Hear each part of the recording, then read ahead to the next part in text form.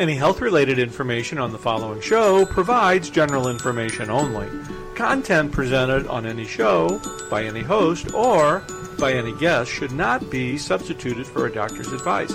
Always consult your physician before you begin any new diet, exercise, or training program. And thank you for listening to the Whole Care Network. Welcome to Healing Ties on the Whole Care Network. On Healing Ties, we're creating a life to love after caregiving ends by sharing stories and resources and being with awesome people like you. Now that caregiving has ended, let the Healing Ties begin. Here's your host, Chris McClellan, the Bow Tie Guy. Well, greetings everyone. It is Chris McClellan, the Bow Tie Guy, for another episode of Healing Ties on the Whole Care Network. And as you know, on the Whole Care Network, we are all about story sharing because we believe it's through story sharing where diversity meets the road to combat a common cause. And our common cause on the Whole Care Network is caregiving. So it's really nice to be behind the microphone because, as my listeners know, I've kind of taken a few weeks off from podcasting.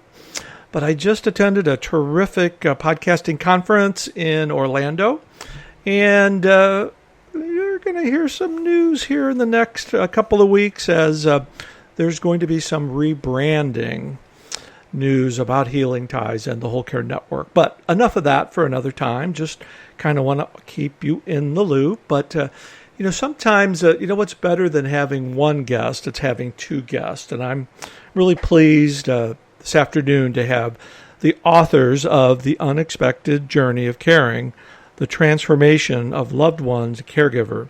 Zachary White and Donna Thomson are the co-authors, and Zachary and Donna, welcome to Healing Ties on the Whole Care Network. It's great to have you guys on the show.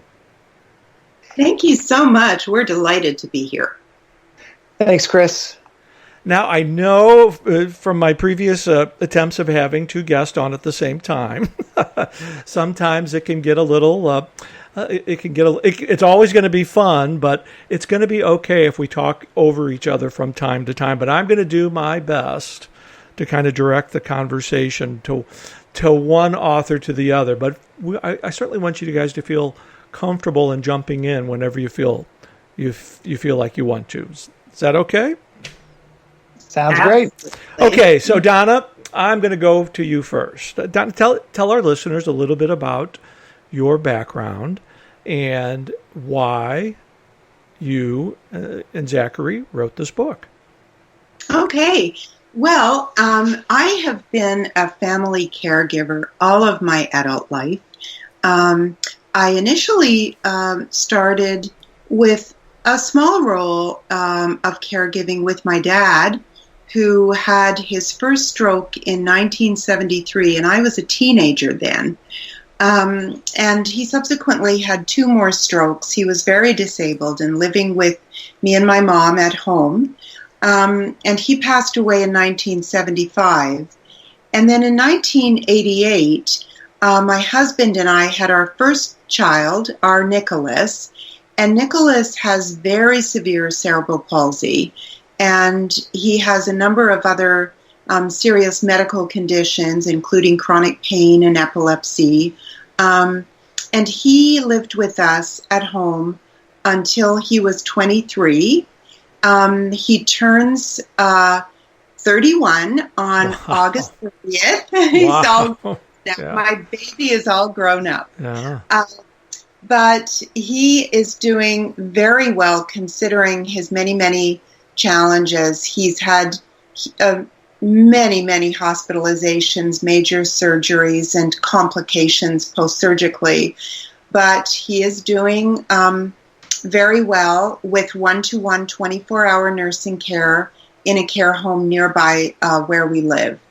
And then for the last about 15 years, I've also been caring for my mom with my sister. And my mom passed away last August 16th at the age of 96. So I've been a busy caregiver for many years, and Zachary and I are I think we discovered each other. Well, Zachary, you tell that story of how we found each other. Well, it's kind of mutual admiration. Donna and I found each other online, where we know so many caregivers exist and live in terms of helping voice their own experiences. And I came across Donna's work and was profoundly moved by her ways of expressing her own care experiences, as well as the ways in which she reached out to others and was a bridge builder for so many people. And so Donna and I found ourselves commenting so much on each other's blogs and work and ideas and thoughts that eventually I think we got up the courage, Donna, to kind of initiate an opportunity for us to work on a webinar together. And at that point, we really found that our experiences, although a little bit different in terms of the spectrum of care, as so many of our listeners are this evening perhaps, but what brought us together was this common sense of purpose about what we were doing and the importance of how we tell our stories about our care experiences and how we connect to the communities in which we live. And so that was really what brought us together, even though you're not going to believe this, Chris, but Donna and I have written a book together. We've worked on multiple projects, and yet we have never met one another. What? Well, that is new news for me. I did not realize that. You've never met each other in person. That is correct. Oh. The wonders of technologies. So, goodness. But I think that Zachary, I think that comment just kind of really proves a point. Is caregivers, we just all connect through each other's stories, and the internet has just opened up so many opportunities for us to share our stories and meet like-minded people. And even when our caregiving journeys are a little bit different, we all have this innate ability to understand where each other's been. Yeah, I mean, I think we're kind of living proof of some of the ideas we talk about in the book, Chris, in terms of what it means to connect with another and how vital that is for all of us, but in particular, caregivers who are vulnerable and looking for ways to make sense of their experiences when even they're surrounded by family and friends who may be sincere but don't share similar experiences, or don't allow us, or we don't allow ourselves the opportunity to draft out possibilities for rewriting the way that we're living our lives and the way we're talking about our lives. And so Donna is a great example of that. She's a caregiver advocate, not only in her local world, but also throughout the multitude of caregiving spaces throughout the online world. And I would be remiss without pointing out to our listeners that, Zachary, you are associate professor at the James L. Knight School of Communication at Queen's University in Charlotte, and we kind of share a passion together as it relates to communication, and it's another part of the amazing story. Is all three of us really don't know each other, but we do know each other in so many different ways. You're right, and I'll relate my own. You and I, Chris, we share a communication background, as all of us do as communicators. But we focused in on studying and addressing how communication shapes us in so many ways, and taking it back to my own initial kind of care initiation. I think all of us kind of have a care initiation. Mine was in my 20s. I was at Purdue University getting my PhD in communication, and my mother eventually became diagnosed with brain cancer, and I found myself as a long-distance caregiver. That was my mother, and I decided and had the opportunity, because I was in a unique point in school, to be able to leave in Indiana and come out to California, where my mother and father were, and live the care experience in ways that most other people don't. And that started with, attempted radiation treatments, and then then a terminal diagnosis, and then hospice at home. And you know what? My communication training, Chris, I was getting a PhD in communication. Of all people, yes. I should have understood this experience. I should have been able to communicate what was going on, what was I thinking about, as everyone around me, in terms of the medical establishment, was disappearing, not because of ill will, but because their work seemingly had been done, or they told us there was nothing more they could do. And what happened was there was a whole group of people that was emerging and walking into our lives, into our home, into our experiences that I hadn't really thought about before. And these were hospice nurses, these were hospice workers, these were hospice volunteers. These were people who were comfortable in this space of what it means to die in a culture that is obsessed with life extension. And that was really my initiation. And at that point, it changed the trajectory of my own research. And so much of our work in communication is premised on the idea of two bodies who are equal and the bodies don't really play a role in the way we theorize about communication. And so from that point forward, I've really examined and explored and been fascinated by what happens to us when our bodies and our experiences are much more interdependent rather than this fictional notion of independence.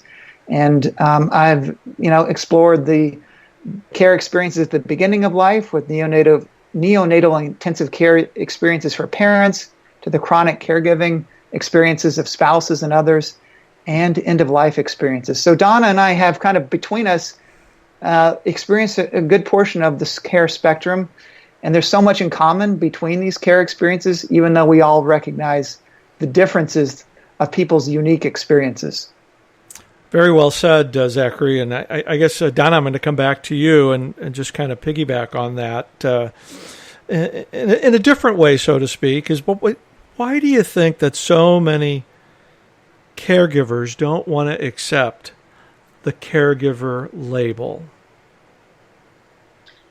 Well, it's a very, very difficult label to accept, I think, because it's a really loaded word.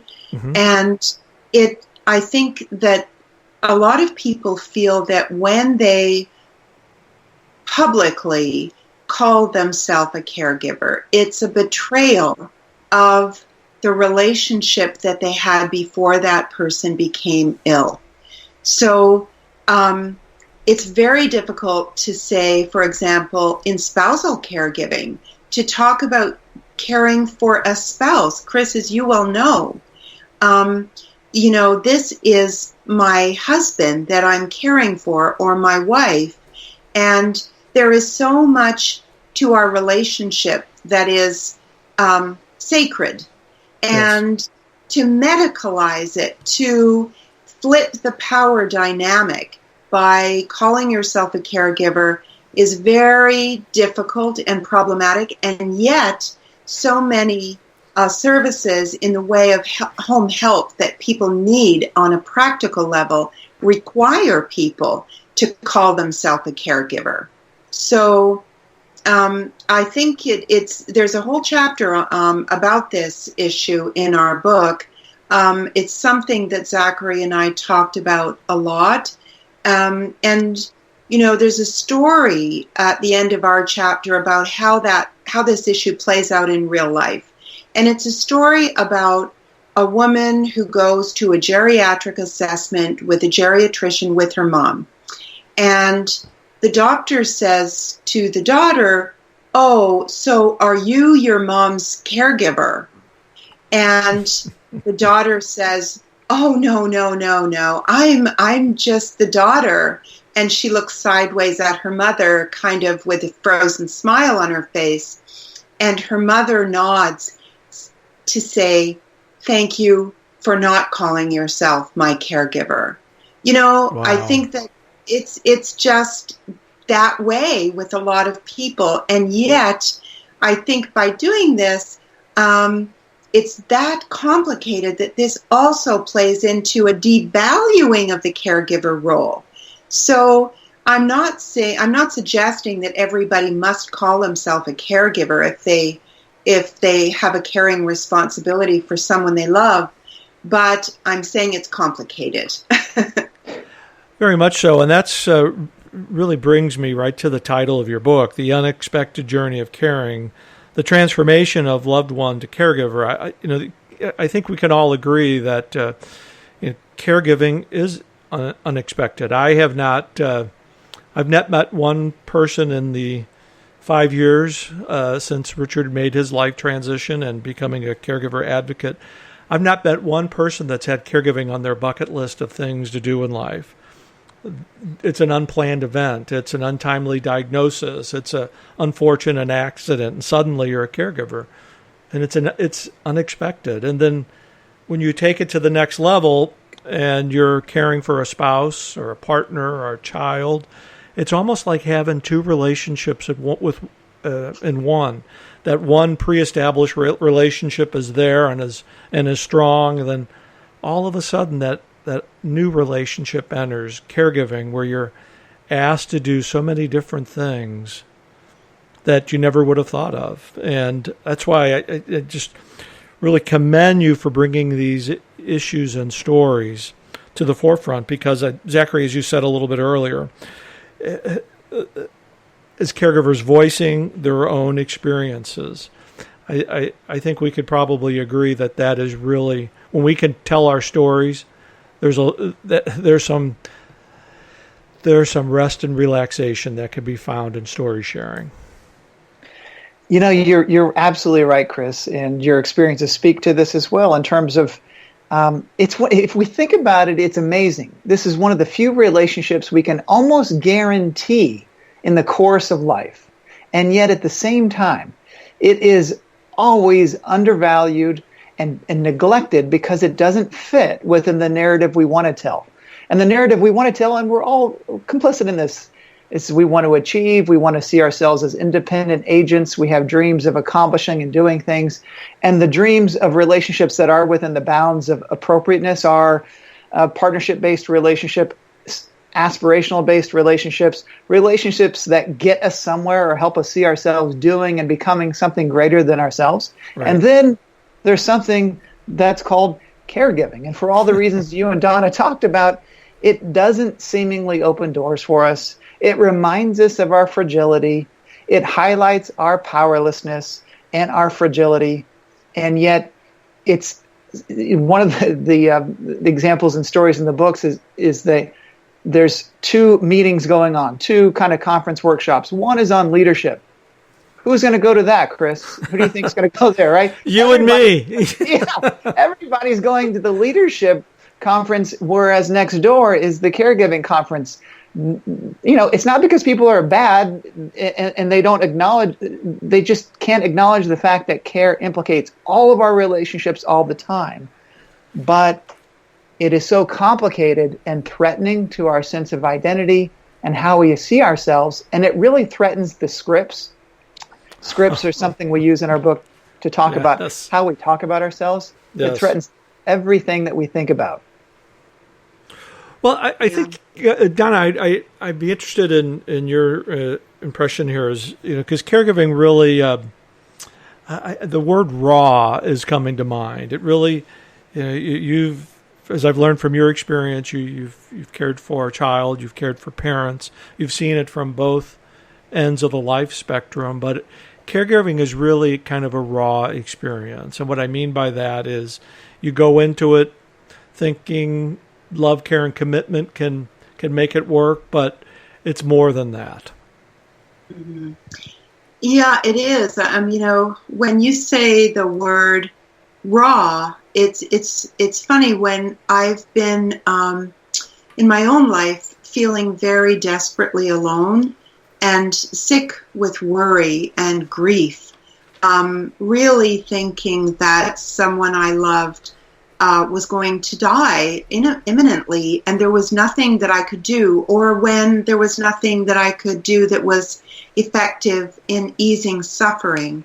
Mm. I felt very desperate, and the picture in my mind that I had was that somebody had taken all of my skin and turned it inside out, so that if somebody touched me or breathed on me or asked me to do something, it hurt, physically hurt, because I was so much in pain with someone I love and feeling very powerless to make them better and to make everything better.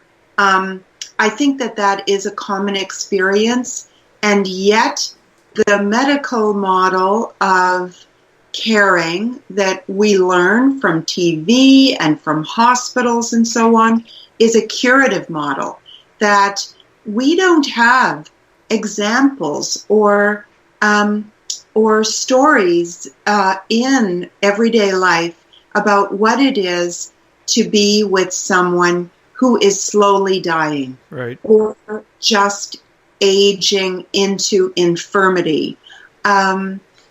It's that I think is so difficult, because there isn't, as Zachary said, a script for that, and there certainly isn't a script for it that matches the ideas that we had previously about what I'm going to do in my career and where I'm going to go on vacation next, and all these ideas about the future and how we're capable of shaping the future. And suddenly you have no power to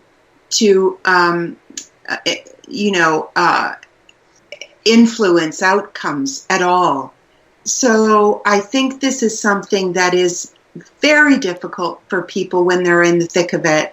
And as Zachary said, it's very individual, and we are not interested in trying to be prescriptive or tell you 10 top tips about how, if you do these 5 things every day in your life, it's all going to be rosy. No, but what we are trying to do is talk about some of the common experiences and say, maybe there's something here that sounds familiar to you. Do you see something here that could be helpful in your journey?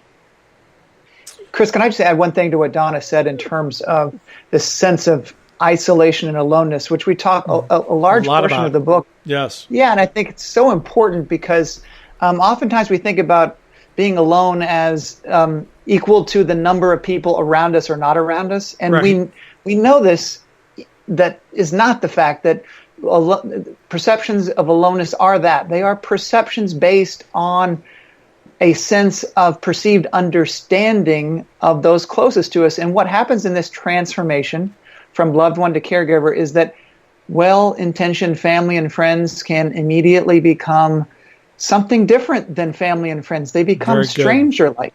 Very good. Not because they are different, but because we are being impacted by what Donna is saying, being close to suffering, being close to someone who doesn't fit the progressive model of getting better and rehabbing and returning to their former self.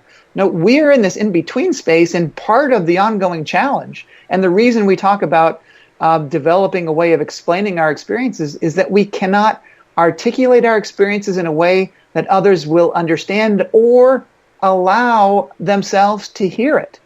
And that is a real challenge for the caregivers, the caregiving experience.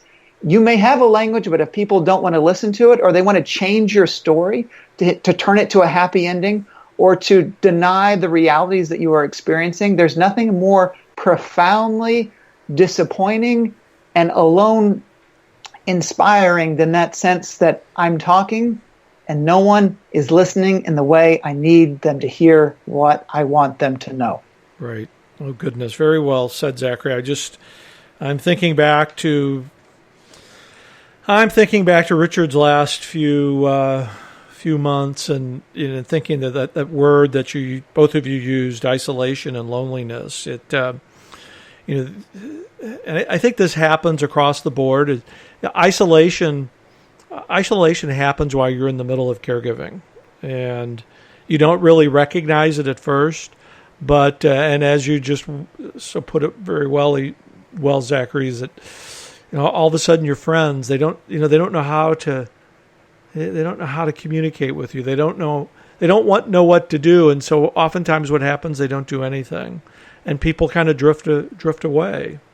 And I think that's another reason why it's so important to share our stories and experiences, because and I can only talk from my experience that after it ends and it's over with, you look back and you can say, the good days far outweighed the bad days.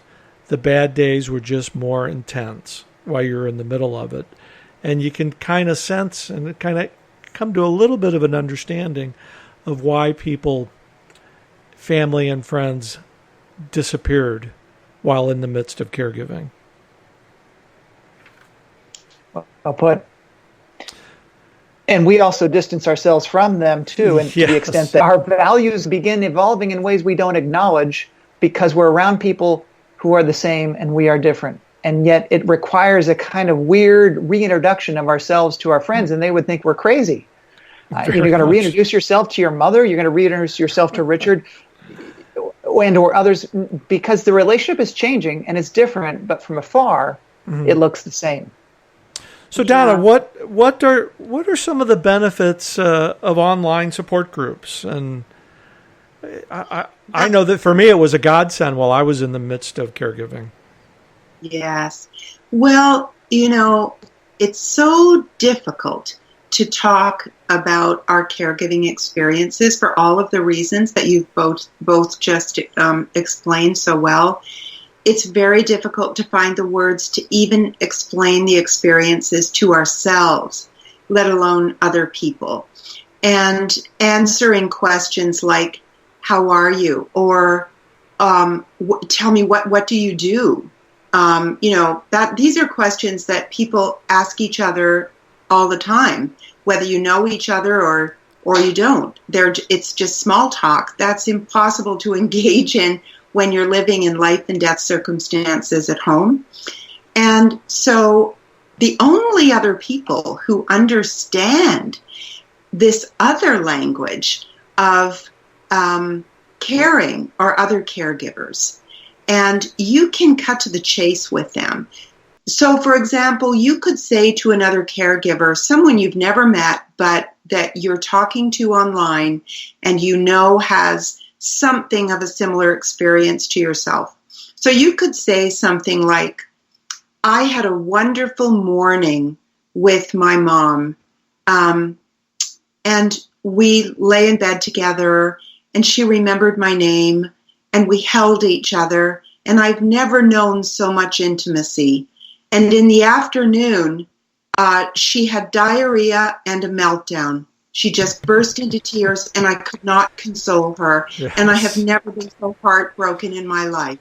And these two dual, opposite realities could happen and do happen with many, many thousands of people simultaneously every day. So to explain to someone else the joy and the burden, that those happen together, this is very difficult for other people to understand or want to talk about, because like Zachary said, other people who don't know anything about caregiving will want to say, oh, it's so awful, I don't know how you do it. Or they'll say, well, I'm sure it's fine, you're just making too much of it. So the reality is that this is a shared experience that people don't talk about publicly. We have very few television shows or movies or stories in the public domain that talk about these experiences. So the only thing you can go to, often these are private and secret online groups, because people don't want their extended family to know what they're saying often online. But you can find a trusted friend, somebody who will not judge you, and someone who understands the shorthand of the language of care online. Very good. Very good. It's that connection with like-minded people that can often bring comfort. And I would be remiss if I didn't ask both of you, so I'm going to bring both of you in on this question. As you've got some community resources that you talk about in your book. Would you like to elaborate on that for our listeners? Sure. Well, I'll kick off. Zachary has done a lot of research on online support groups, and he can speak more to that.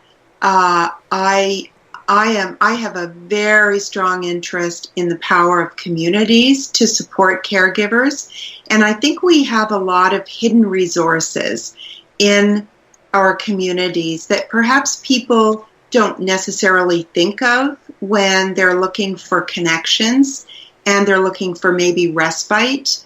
They're looking for meaning and purpose in their own life and also in the life of the person they love and who they're looking after. So sometimes that can be matching up interests. So sometimes a cultural group. So if there's a cultural background of an Italian culture or Ukrainian or something, there will be a cultural center perhaps in the city where people can go and speak their native tongue if they are elderly or if they have Alzheimer's. Sometimes libraries have reading programs and reminiscing programs. Certainly community centers are great resources. And so we talk about some very practical strategies that exist in most towns in North America where you can go for help, even though it's not officially called caregiving help.